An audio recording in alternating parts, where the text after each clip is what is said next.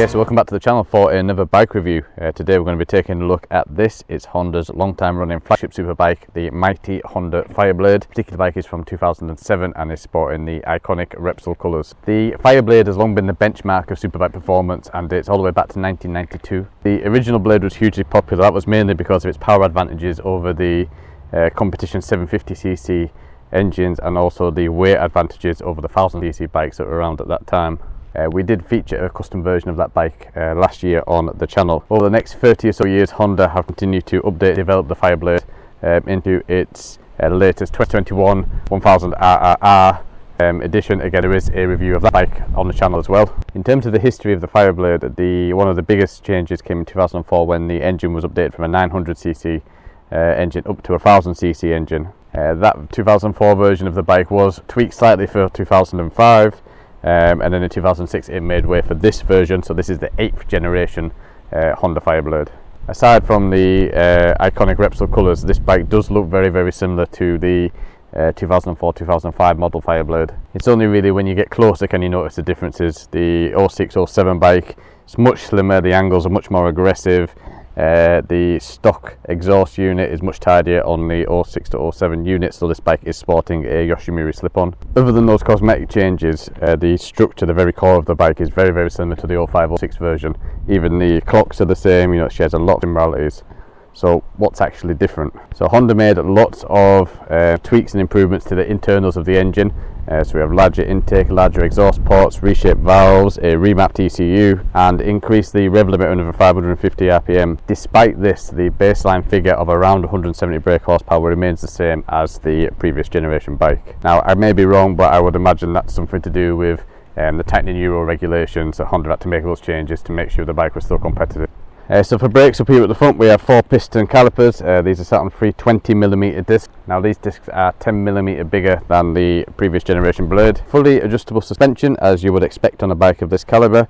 This is paired with Honda's electronic steering damper, which is fantastic, so HESD as it's known. The same unit was shared amongst the 600RR bikes of the time. But all that aside, really there's 3 things that Honda did that made the biggest impact on this bike, and that was the adjustments to the gearing, the shorter wheelbase, and the weight saving diet that the Fireblade went on. Even the smallest of changes, such as the brake disc thickness being shaved of 0.5mm and replacing aluminium with magnesium, collectively adds up to a notable difference. In 2007 the now famous Repsol colour scheme was introduced to the lineup. Any Fireblade connoisseur, or in fact anybody really that knows anything about Honda superbikes, will always inquire as to whether it's an authentic Repsol bike.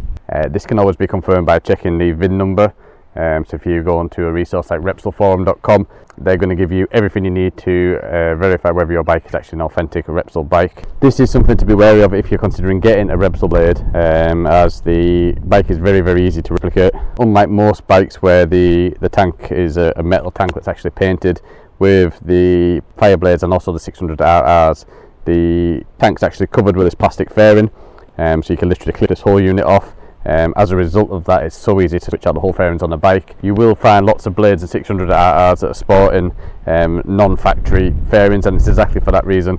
You can get cheap parts straight from China, and while there's nothing particularly wrong with them, the fitment's never quite as good, and obviously if you're planning on paying a premium for what you believe is an authentic bike, that's just something to be aware of.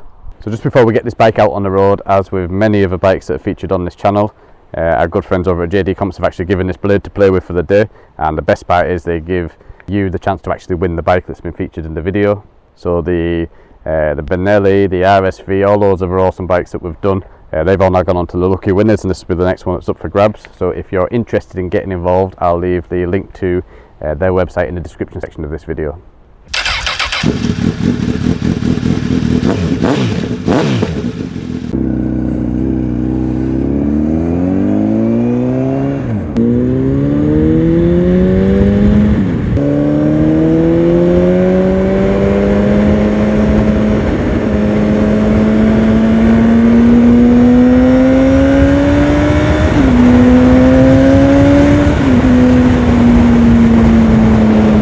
Okay, so first thoughts on the Fireblade.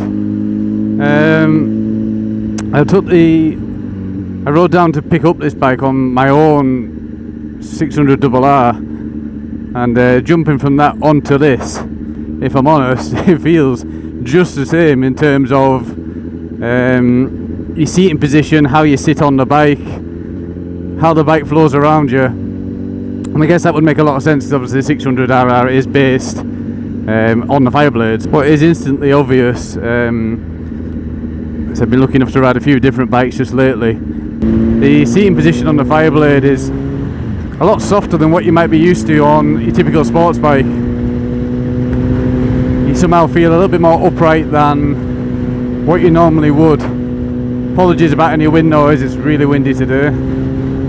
I feel like I say that on every single video that we do, but we're based right by the coast here, so it's 9 times out of 10 it's always windy, especially once you get moving.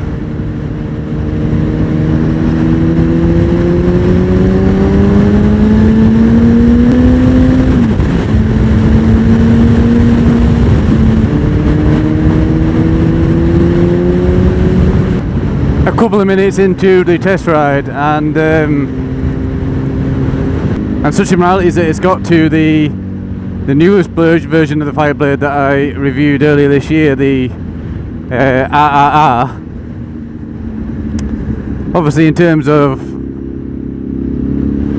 how the bike looks and how it rides and things like that, it's totally different, but the way I find it very similar is the fact that it's just easy. You know, it's like cruising along whatever speed you want to go, and it's completely effortless. And when I say completely effortless, I really do mean like you might as well be sat on a scooter. But when the time comes that you need a little bit of power, it's absolutely explosive, instant torque.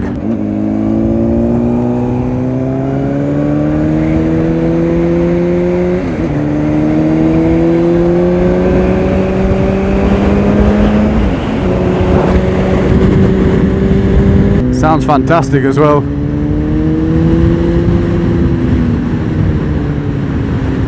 So this bike has got the Yoshimura slip-on, which really makes a world of difference. Now this bike is about 10 and 15 miles into a brand new set of tyres, and we have had quite a bit of rain over this last week, so for obvious reasons we'll be taking it steady. But even with this brand new set of tyres, you'd expect it to be to not have the grip that you'd want when you're braking and when you're tipping into corners, but already it's just super precise.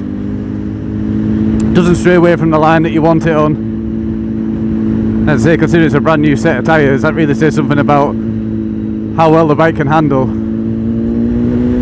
So the more observant of you may have noticed the headlight fastener, the headlight connector that's dangling away down there in front of the triple clamp.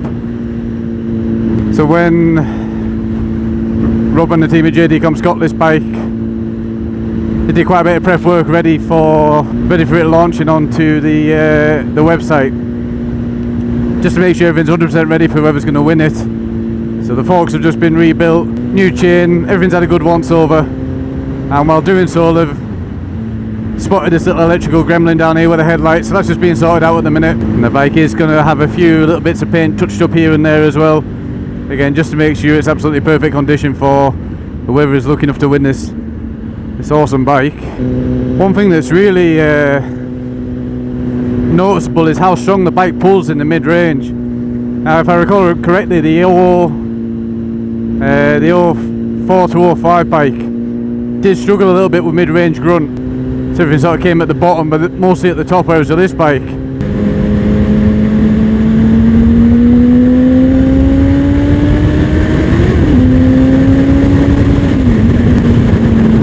absolutely bags of torque there in the mid-range.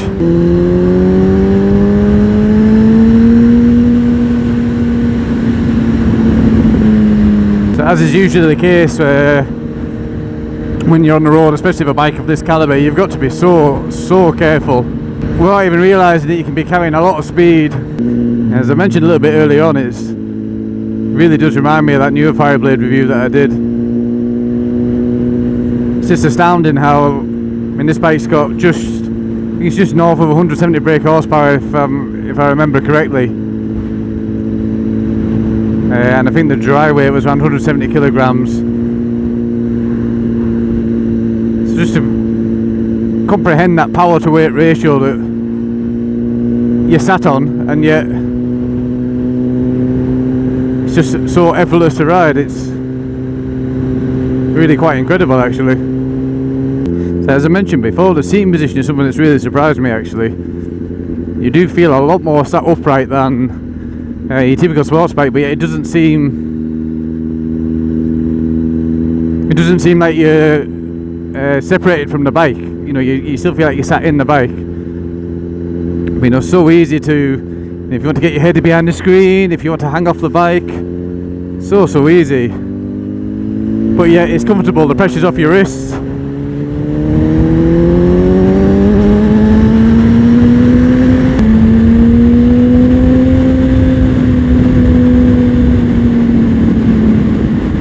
As I mentioned before, even with these brand new tyres, feels like it's on rails. Something that always amazes me when I ride these like slightly older bikes is you just forget that how old they actually are. So I mean, this particular bike's 07, so what does that make it? Pushing on 15 years old at the time of filming. 15 years old.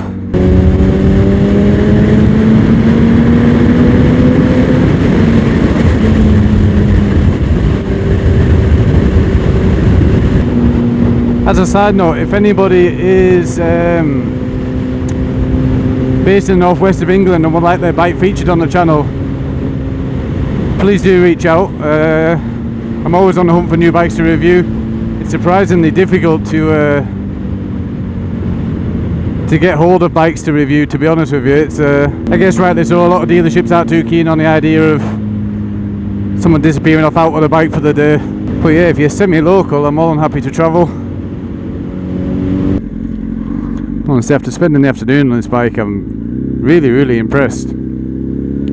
As I rode a couple of Fireblades before, not the specific year, and obviously owning the 600RR myself, I kind of already had a preconception it was going to be pretty good, and it didn't disappoint. It just does everything well, and that's a really hard thing to do. It's effortless for pottering around and commuting around town. Then when you get onto the bigger roads and you want to have a little bit of fun, the RPM is so lively, like really lively. It feels in a lot of ways almost like you're riding the 600 the way it revs. And the mid-range, low range doesn't seem to have a whole lot going for it, but once you get into the mid-range and higher, it just takes off. It's an absolute rocket ship, even by today's standards. And then you get to the handling, and like I say, having brand new tyres on this bike, I've not really been able to go that crazy with it, and obviously we have on the road as well. But approaching the bend, it just fills you with confidence that almost reassures you that it's going to do exactly what you're expecting it to do. It tips in so easy and it just stays planted on the road. I say quite often when you're riding with new tyres, you get that sensation that it's not necessarily that you're riding on ice, but everything just feels a bit slippy and a bit off. But I've not actually encountered that on this at all. I think the only thing I don't like, which is absolutely no fault of the bike, is the I assume whoever had this bike previously, they put some aftermarket rear sets on, at least I think they're aftermarket rear sets, and they're not doing it for me, if I'm honest with you. Obviously aftermarket rear sets are usually designed to be adjusted, that's kind of the whole purpose of them. I've not really had a proper look at these ones to see if they could be adjusted. I'm sure they could. Or just stick the standard ones back on. I think that's what I'd be inclined to do personally. But yeah, these ones just feel just a bit off somehow. I can't put my finger on it. But like I say, if you had the time, maybe you could just adjust it and get it to your preference.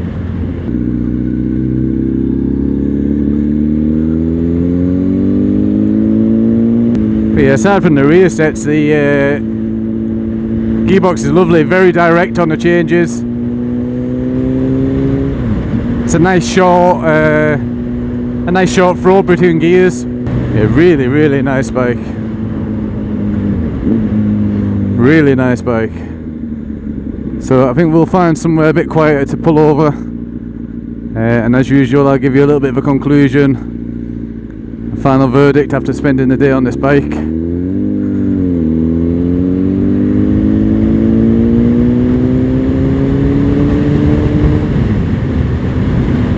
Well, if I'm absolutely honest, this bike has been an absolute pleasure to spend the day with. It reminds me so much of both the 600RR and even the 2020 CBR 1000 that I reviewed on this channel. Honda do seem to have a knack of making a bike that could just do everything really, really well. There was at no point at all today did the bike do anything other than what I wanted it to do, and that's even with the brand new tyres on. The bike doesn't feel as extreme in terms of seating position as some of the other bikes that I've ridden recently. You do feel like you're a little bit more upright. You're not quite in such an aggressive body position, but despite that, you're still exactly where you need to be. If you want to hang off the bike, if you want to get your head down beneath the screen, you just seem to just fit so well on the bike. In all honesty, I struggled to pick a fault with anything that I didn't really like on my test ride today, and while I was doing some research getting ready for this review, I couldn't find a single 06, 07 Fireblade owner that again had anything negative to say.